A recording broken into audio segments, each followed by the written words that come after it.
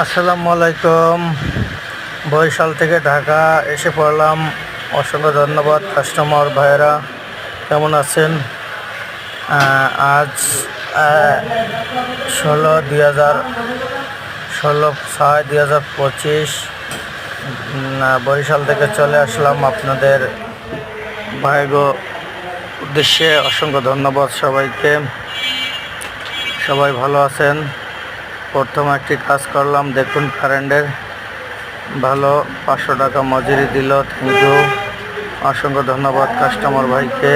আর আপনারা যারা আছেন আমার ভাইয়েরা, অবশ্যই আমার এই সাবস্ক্রাইব করে পাশে থাকবেন। থ্যাংক ইউ সবাইকে।